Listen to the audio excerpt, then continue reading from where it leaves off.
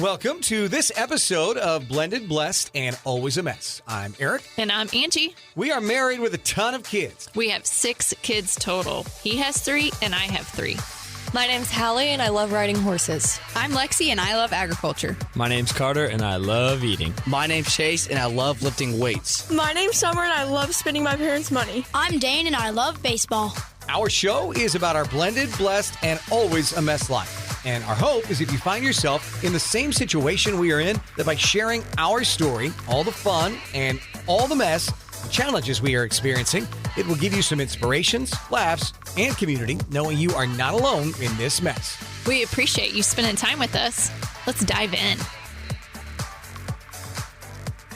Welcome to this week's episode of Blended, Blessed, and Always a Mess, where we are excited to have a guest with us today. And this kind of spawns a little bit off of a few weeks back when we were talking about starting Hallie's house on our very first rental property and budgeting, right? We talked about that. That nasty word. And also we've talked a little bit too, though, about like what it's like to be a husband in this day and age, right? Because I feel like I try to do it differently than our parents did it, try to be active in certain ways. So like my wife tends to do, she ends up always figuring out the best way to tackle those situations. And so she has met Brian Page, and we're going to visit with Brian today. He's the founder of Modern Husbands, who like to laugh, celebrate men, support my other modern husbands that are married to working spouses, which is what Angie and I do. And not only that, he spent 15 years as a personal finance and economics teacher, along with being a previous Milken National Educator of the Year and CNN Money Hero. He has served as a working group member with President Obama's Advisory Council on Financial Capability. He has assured us he was neutral politically, Switzerland in that regard. And also he's been a guest on multiple podcasts and interviewed for publications like the New York Times, Time, U.S. News, and World Report, USA Today, and CNBC. And it's been writing a monthly op-ed for Market Watch since November of 22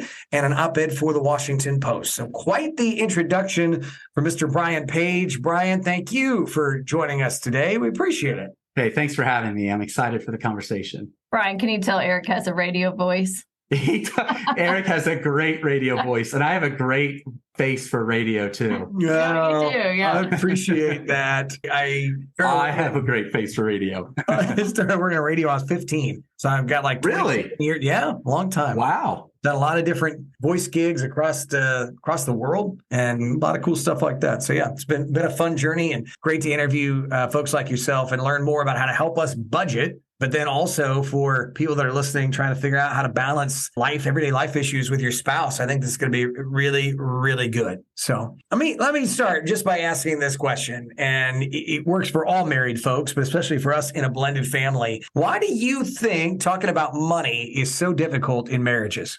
So just generally speaking, the challenge that accompanies conversations about money is really more about the emotion that comes with it. And many of us were not trained to manage money formally. We weren't necessarily told that you should talk about money, or maybe that wasn't modeled for you. So you have already these obstacles that are put in place of perhaps not being the expert that you wish you were because you were let down in our education system, or perhaps there were things that happened in your past that have created like financial trauma or decisions that you've made that you feel like shameful about. And all of those complex emotions and circumstances make it really hard to sit down and have, some thoughtful conversations about what the role of money is in yourself and your identity, and then how does that impact the marriage as a whole? Oh, I mean, that totally resonates.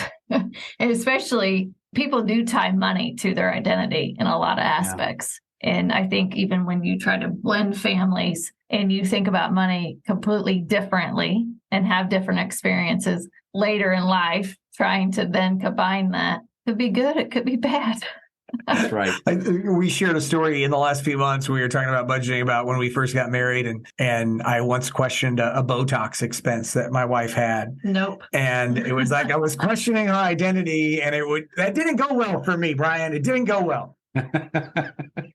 No, those types of conversations are usually pretty tough to have. And I can assure you that there are things that I purchased that my wife isn't necessarily thrilled about. Yeah. So then what do you find then on a regular basis, since this is kind of what you do, what diving into that deeper, what are some common scenarios where couples are arguing about money, finances, that sort of thing? Well, I think that to start, it's important that the listeners understand that the only perfect way to manage money as a couple is the way that works perfectly for you as a couple. I do not believe in like dogmatic approaches because everybody's circumstances are so different. They're unique. And finding a way to be able to find that sweet spot can be challenging. And if people don't understand like how to proactively have conversations about money, generally people are only talking about money with their partner when they're reacting to something that's happened in the past. So it could be an unplanned expense, could be, financial infidelity. It could be like disapproval of how your spouse is spending money, but whatever it may be, partners tend to, or spouses tend to like stumble into these problems they have with each other's decisions, or they are facing financial stress themselves, right? They're living paycheck to paycheck, and then something happens. Some sort of unplanned expense occurs. And what happens as a result of that is there's all this stress, there's all this anxiety, and you're not talking about money. You're kind of like arguing, right? You're blowing off steam with each other. Then all of a sudden you're blaming. And so the most important thing that a couple can do to reduce their arguments about money, my wife and I still, will argue about money occasionally, is to have proactive conversations, right? To sit down initially, regularly, like at least once a week, and talk about money in a space where you're not stressed out, where you're not going to be interrupted by the kids, where you can kind of get away. And also know that when you sit down, that you want to have a conversation that first starts with the fun stuff, right? Like it should not just the word budget, like that word for me, like makes my shoulders kind of tense up. Nobody likes the word restraint to begin a conversation. So when couples talk about what it is that they love spending money on, what that turns into really is a conversation about values and a conversation about the joys of marriage. And those are the types of entry points that you look for, because when you find that you each have common experiences in spending money in a way that make you both happy and both closer to each other and bring your family tighter to one another, that you are already off to an important start in establishing a budget, which is prioritizing what's most important to your family, the values that speak to you most, and then work back from there. And it makes it easier to reduce the kinds of spending that create leakages, that create, that paycheck to paycheck circumstance for a lot of people. Some people, because of their financial circumstances, they just don't make enough and it's hard.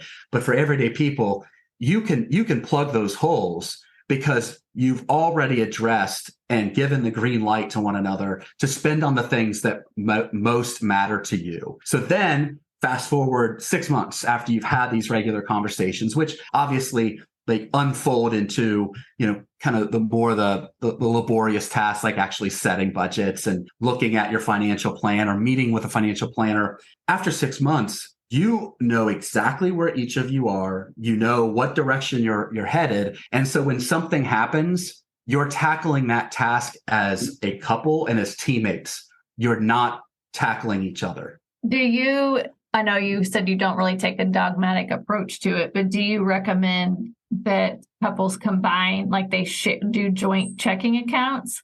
Or do you have any advice around that? Like, when you get married, should you combine, or does it really matter as long as you're aligned on the big goals and can break it down?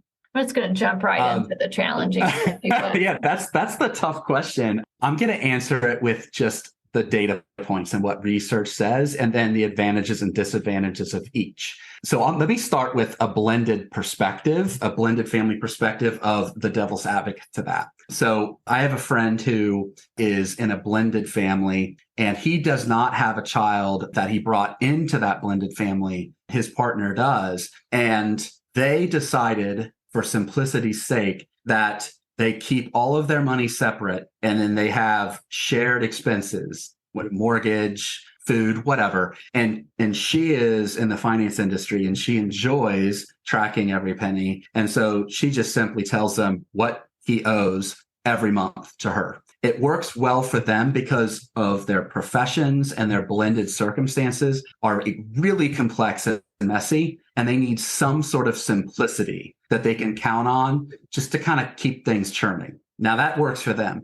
What the data says is that folks who combine all of their finances are far less likely to divorce. Folks who, and I want to say it's like folks who after 5 years have maintained that are 30 times less likely to divorce. It's pretty significant. That's what my wife and I chose to do is we just pulled all of our money together. For us, we just had a tough time like understanding how we would make it work because we just see everything that we do is blended. So that's another approach. So one common approach is separate, which I went over. And then you have the approach of just blending everything together, which statistically speaking is the most effective approach to reduce arguments and the chances of divorce. And then you have the hybrid, right? Which is oftentimes referenced as yours, mine, and ours, meaning you have a bucket of money, I have a bucket of money, and then we have a shared bucket of money. Now, the advantage of that is that for couples who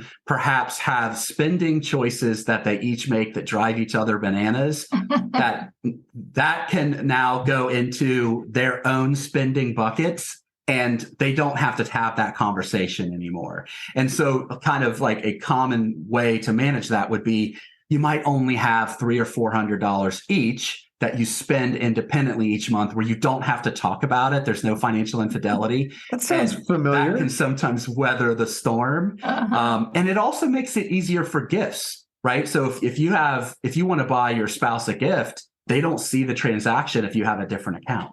Yeah, what do you all do? Interesting. So I would say we've combined everything into one, which Aric's super, super frugal. So that's one reason why I was okay with that approach, because I usually like to be the one in control and handling everything. So I'm like, okay, he's frugal, so we can combine it all. And then we ran into a few little hiccups of the Botox scenario where I got a heavy sigh. And I'm like, oh no, that's not going to work. Brian, I didn't even say anything. It was just a sigh. That's it. I can see the look on his face, Brian. It doesn't matter. And, yeah, that's right. So then it's like, okay, how are we going to work this? Because he kind of has some side gigs where he keeps some cash on the side. And we did that exact thing. We just basically said, okay, well, for purchases that we don't want to discuss, then we'll use credit card. He has his credit card, I have my credit card, and then we just pay those credit cards off and you don't see the transaction. And then it works good for gifts. So the idea of 3 different accounts, mine, his, ours, it's like, I can't fathom trying to keep track of that. So that seemed way too complex for us, but we got by with, okay, we'll just use credit card for those statements, pay it off, and then you just see what goes out on the credit card. You don't see what's actually being purchased. And that's a great example of yours, mine, and ours. Like you're just using, it's all, like the strategy is what matters. And then the tools that you use to employ that strategy could come in very different ways. Like some people only like to use cash. For you all, like honestly, the credit card is probably the simplest route to go. Yeah. Well, something you said earlier that I really thought was good. It's like anything, right? It's having conversations beforehand. So like pre-communication about purchases or things that might be coming up. So that pre-communication, but also in how you view it. Like I've never thought of money as a way that it could bring you together as a couple. But when you do, we've kind of seen it lately by this new rental property, Hallie's House, that we've named after our daughter. That's kind of become like a theme in our home that, we're budgeting for this home for our daughter. And it's become a unifier, if you will. Money has become a unifier in that regard and how we budget. I've never thought about it that way, but that to me sounded like what you said earlier is like when you have the same money goals, it can actually bring you closer together. Yeah, for sure. What are some common myths that really kind of could damage a married couple when it comes to money? Like you talk to a lot of different people who've been in the finance business for a long time. What are some common money myths that you see? A lot of it is based around how you manage credit. So, and then the scoring system that accompanies it, and then the consequences of failing to understand it. So like as an example, there are a lot of myths that are surrounding credit cards. So one myth might be that as long as you pay the balance in full and on time, that your credit score will be great. That's a myth. You need to pay your balance in full and on time. However, you need to keep a low balance as close to zero as possible at all times. And the reason that's particularly challenging for couples is if a couple shares, oftentimes they have joint accounts, or one is simply the authorized user on the other's account. And if they're not having conversations about spending money on that same credit card, then balances can be, throttled up pretty quickly. And when you carry a high balance, your credit score goes down. Because ultimately, credit score is simply a reflection of your credit report, and a credit report is just a snapshot in time. That it's at that moment, whenever the credit score is pulling from your credit report. Whether or not you pay it on time, it doesn't matter if you're close to your credit limit. So I was okay. I'll share an argument that we did have about money. So I was on a quest to earn a perfect credit score. Okay. There's lots of different credit scoring models, but at the time, the most widely used score that was referenced was a FICO 8. And it's really hard to get to those last like 10 points, from 840 to 850. And I accomplished it. And, you really have to be super strategic. I paid my balances in full and on time for every credit card every day. So that was my routine in the morning. I opened up my mobile app while I was drinking my coffee and just made sure I paid everything. Every day. Every day. Yeah, because the credit utilization rate on a credit card has a disproportionate impact on your credit score. So like, let's say you have a mortgage, you're going to have a higher balance on your mortgage at first, but the credit scoring model doesn't hurt you as a result. But variable credit, like revolving credit, that's different. So if you keep your revolving credit lines around zero, there's activity, but around zero, it really boosts your score. So fast forward to all these different tricks that I was using, and we switched banks. And when we did that, there was a spreadsheet of what all needed to transfer over, because most of us have auto pay, right? And so one of us failed to transfer over an auto pay for a vehicle, an auto loan, and which is a double whammy because I hate auto loans. We don't have car debt now, but we did at that time. I hate it. So anyhow, one of us was receiving just emails that, hey, you're 10 days late, 15 days late, 20 days late. And fast forward to like 32 days after this point, and my phone starts blowing up with all these alerts, like I'm delinquent, my credit score plummeted, and I'm like freaking out. And perfect score. It's gone. Yeah. So my credit score, just for perspective, went from an 850 to a 754. Oh my gosh. From one late car payment? Late payments are crushed. They crush you. Yeah. Now, if you have a low score, it doesn't hurt you as much. But yeah, so it took me quite a bit of time to get it back up into like the 820s, 830s. Wow. So yeah, we argued about money at that circumstance. But most couples, usually when you're arguing about money, it's because opposites attract.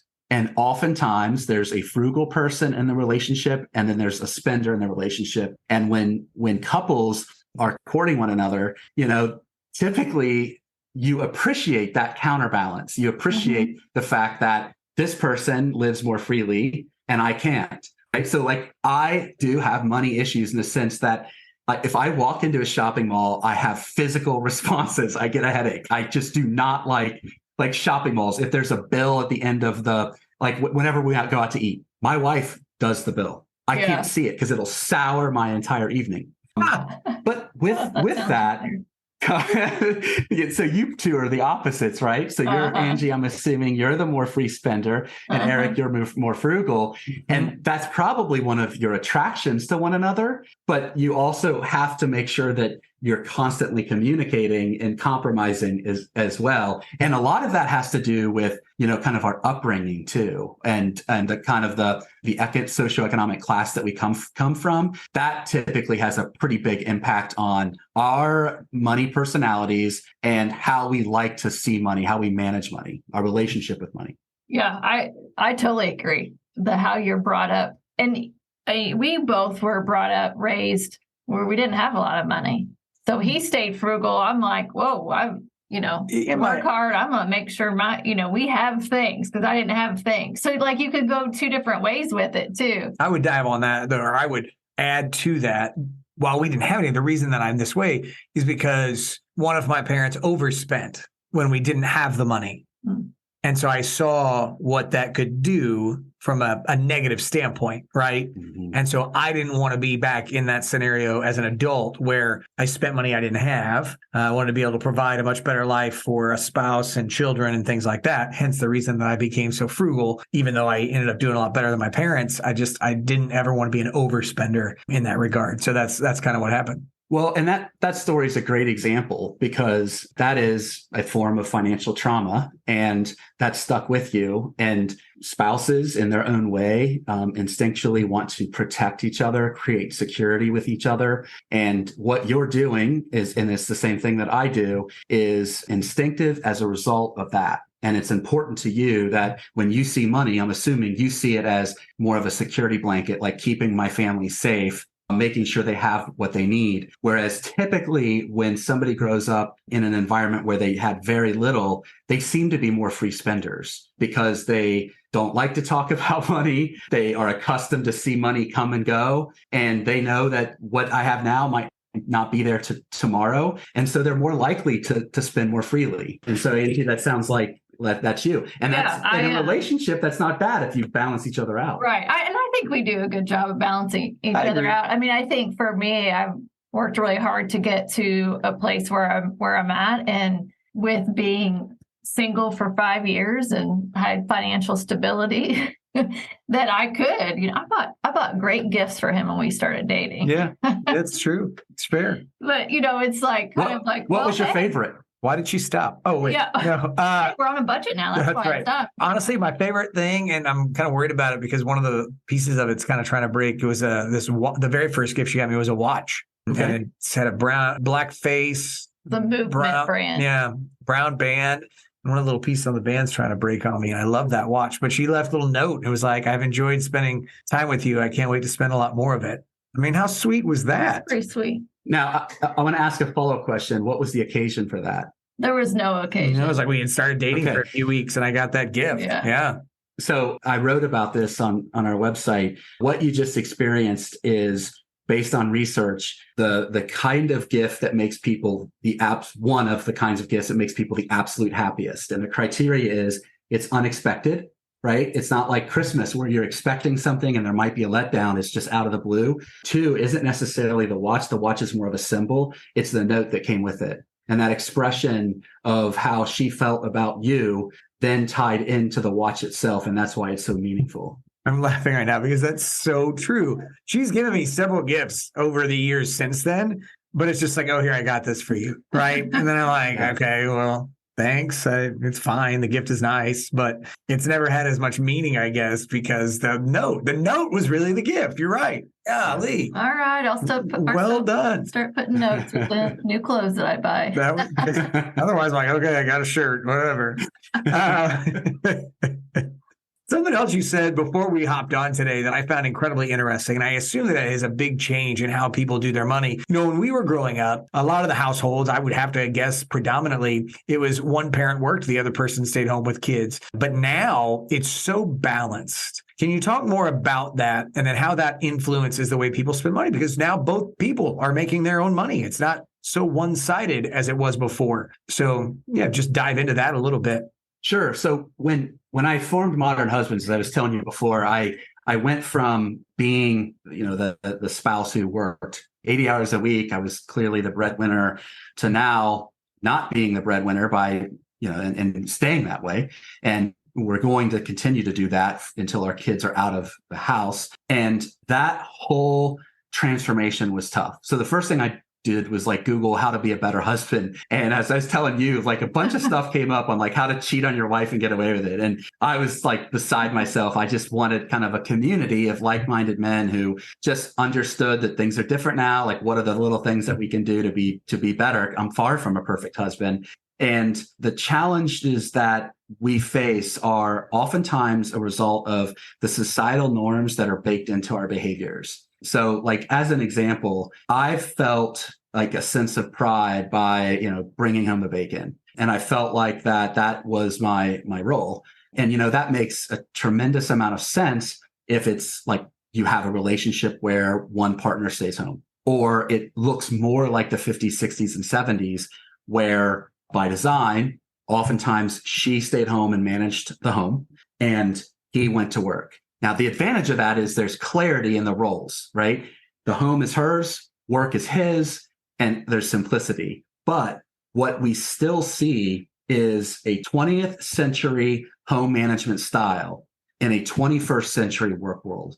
And that's leading to unhappy marriages because women disproportionately shoulder more of the division of labor at home, particularly the tasks that are redundant. They happen again and again and again. And that leads to resentment. That leads to fights because, and I'm just speaking on my own experiences, because she's trying to do more than she should. She's upset with you. She doesn't want to take the time to explain what needs to be done because it's probably just faster to do it herself. And so there's this like silent anger about it. And when I kind of made this transition, I started to look back and realize how terrible I was. Like, I was awful. I didn't know anything. I never cooked. I didn't do my own laundry. I didn't do anything. I always thought like, hey, there's this little stand up where this guy's like, hey, this countertop, it's a magic countertop. If you I just saw this. A load of, isn't it? It's great. That was me. So funny.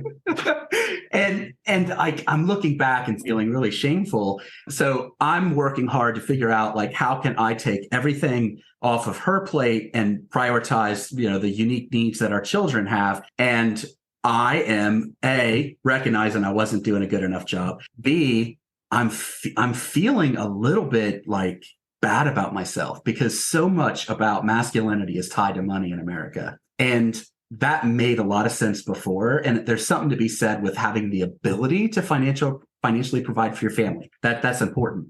But in a world where women are earning around the same or more than their husbands in 45% of households, what the word provider means to them is more than a dollar sign. It could mean shouldering more of the challenges at home. It could mean, let's say one of our advisory board members, his wife is an ER physician. So she had a bad day at work, people died. So she needs just calmness at home. She needs just kind of somebody that is a good social, emotional support system. And so as men, we have to recognize that we need to understand how can we contribute fairly in managing the home. And that means owning the task completely. So as an example, I like to cook. I like to smoke my meats. I like to barbecue. I like to cook. That means I own. What's your specialty, Brian? What's your specialty?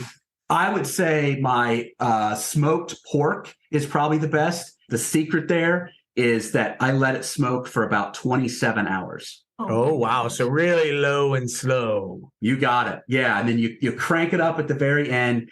You wrap it around a towel. You put it in the oven, let it sit there for about an hour or two.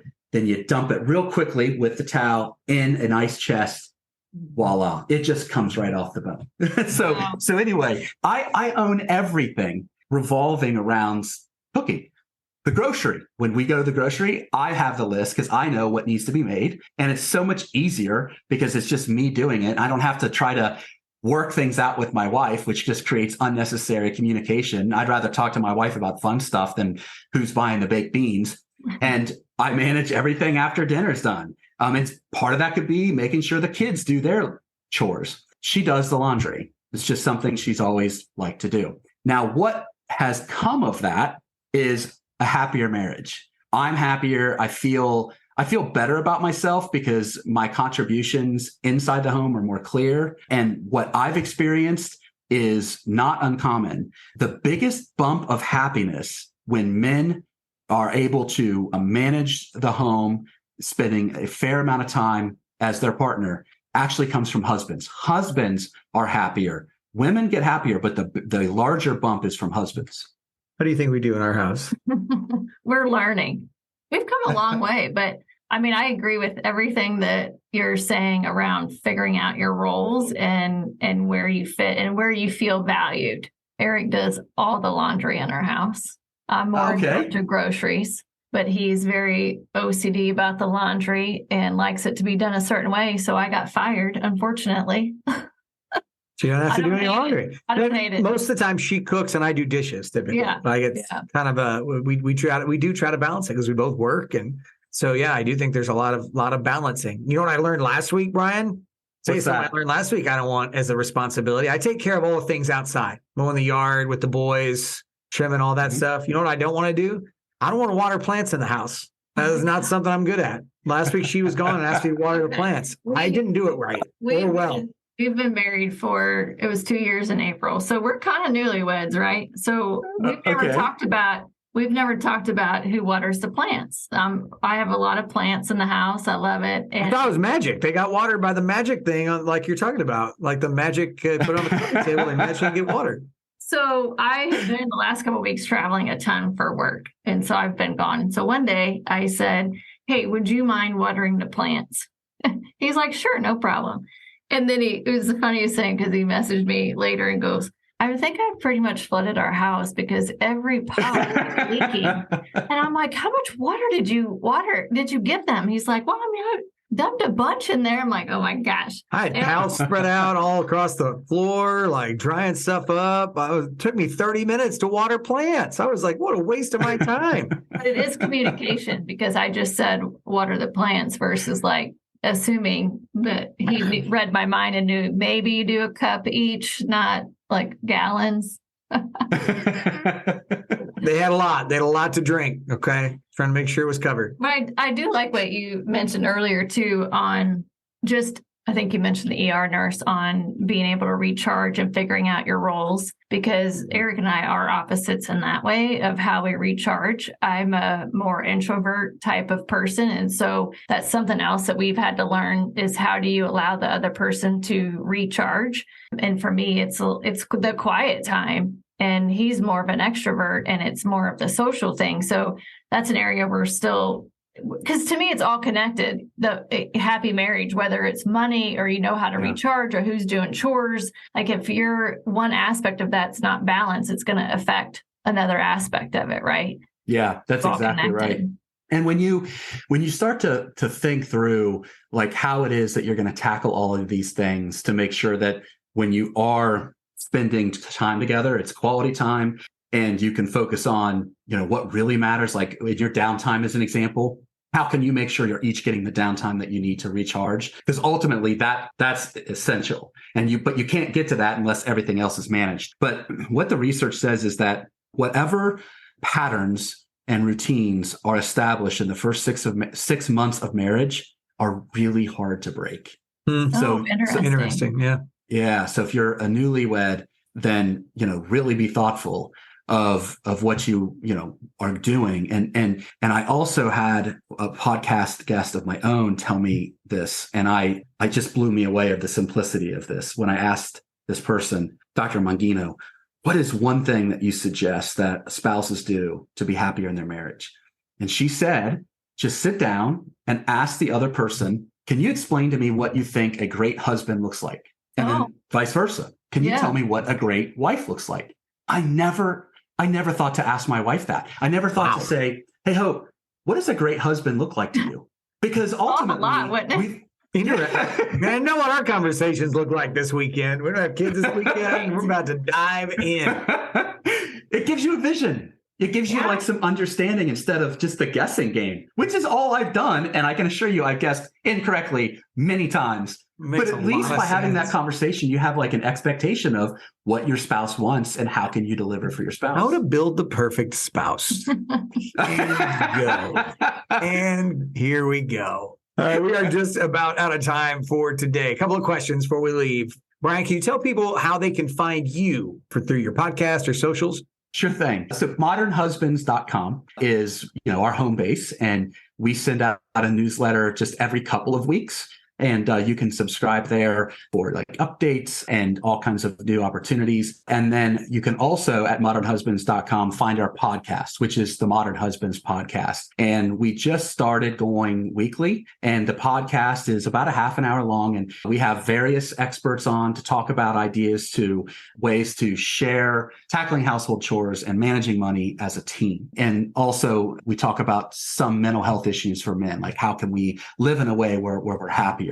And so modernhusbands.com. And then you'll find we do all the social media stuff there as well, Instagram and Facebook and etc. Awesome. Can I ask him our final question? Oh, I didn't prep you for this. So what we ask all of our guests on our show is, what's your favorite family tradition? Oh, wow. And we're going to break it this year for a good reason, but I love Christmas. Like, I'm obnoxious about it. Like, I'll watch as soon as me too, buddy. Like Thanksgiving. November 1 is when I want the tree up, right? I start listening to Christmas music November 1. So do I. Yeah, so do I. National Lampoon's Christmas Vacation. Did we just become best friends? I think so. Absolutely. I'll watch it 30 times, 40 times. It's just what's on in the background. And that one day, that Christmas day, it's just us. We don't go anywhere. We don't get on the phone. We just spend quality time with each other, and we play board games and we eat meals together. And it's just like that one special laid back day where we know that it's only family time. Now this year we're going to do it somewhere else, but there's going to be 24 people from our extended family all together. But yeah, just that it's hard. You can't replace those moments of joy with each other. So true. The focused time. That's all that matters. Like the note on the gift. You just want the special note. You just want the time. That was brilliant. Yeah. Well, Brian, thanks again for joining us today. This has been fun, and we wish you much success with Modern Husbands, and look forward to talking to you again. So have a wonderful week, and hopefully, if you guys have any questions, you can find Brian at modernhusbands.com, and he can help you out as well. And we'll talk to you soon. God bless. Thank you for listening to Blended Blessed and Always a Mess. Follow us on Facebook, Instagram, and at blendedblessedalwaysamess.com. Reach out to us on any of our social channels. We would love to hear from you. Have a great week.